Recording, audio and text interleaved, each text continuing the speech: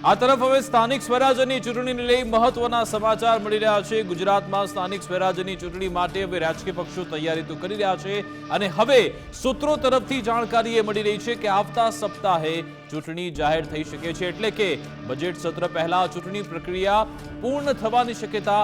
ખેડા જિલ્લા પંચાયત, જૂનાગઢ મહાનગરપાલિકાની સામાન્ય ચૂંટણી યોજાશે। 73 નગરપાલિકાની સામાન્ય અને પેટા ચૂંટણીઓ પર જાહેર થઈ શકે છે। તમામ જગ્યાએ અત્યારે વહીવટી શાસન ચાલી રહ્યું છે। જોકે હવે તૈયારી એ થઈ રહી છે કે આવતા સપ્તાહે સ્થાનિક સ્વરાજ્યની ચૂંટણીની જાહેરાતો થઈ શકે છે। અમારી સાથે નિકુંજ જાની લાઈવ જોડાઈ ગયા છે, જે આ તમામ અંગે જાણકારી આપશે। નિકુંજ, સ્થાનિક સ્વરાજ્યની ચૂંટણીના જાણે કે પડઘમ વાગી રહ્યા છે, જાણકારી એ પ્રાપ્ત થઈ રહી છે કે કદાચ આવતા સપ્તાહે તેની જાહેરાત થઈ શકે।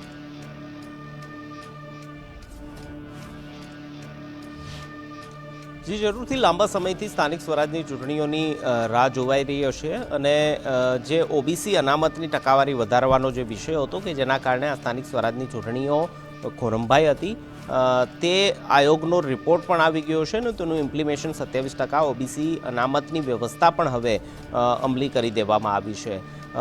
લાંબા સમયથી આ ચૂંટણીની રાહ જોવાઈ રહી હતી અને હવે રાજ્ય ચૂંટણી પંચના સૂત્રોનો દાવો છે કે આવતા સપ્તાહમાં રાજ્યની સ્થાનિક સ્વરાજની ચૂંટણીઓ જે છે તે યોજાઈ શકે છે।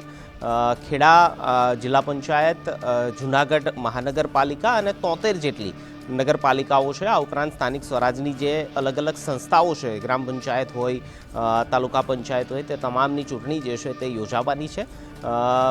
લાંબા સમયથી આ તમામ ચૂંટણીઓ પેન્ડિંગ છે અને તેના કારણે ચાહે ગ્રામ પંચાયતની અંદર તલાટી હોય કે પછી નગરપાલિકા, મહાનગરપાલિકા કે તાલુકા પંચાયતની અંદર વહીવટકર્તાનું શાસન હોય, તે છે ચૂંટાયેલી પાંખ અસ્તિત્વમાં નથી અને તેને લઈને લાંબા સમયથી કોંગ્રેસ પણ એ માંગ કરી રહ્યું છે કે સ્થાનિક સ્વરાજની ચૂંટણીઓ જે છે તે જાહેર કરવામાં આવે।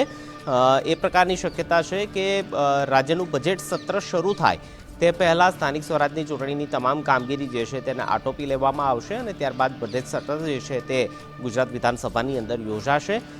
સંભવિત રીતે આવતા અઠવાડિયે રાજ્ય ચૂંટણી પંચ જે છે તે એક પ્રેસ કોન્ફરન્સ કરશે અને જેની અંદર રાજ્યની સ્થાનિક સ્વરાજ ચૂંટણીનો સમગ્ર કાર્યક્રમ જે છે તે જાહેર કરવામાં આવે તેવી હાલ શક્યતા જોવાઈ રહી છે। બિલકુલ, આભાર નિકુંજ, તમામ જાણકારી આપવા બદલ, અમારી સાથે જોડાવા બદલ।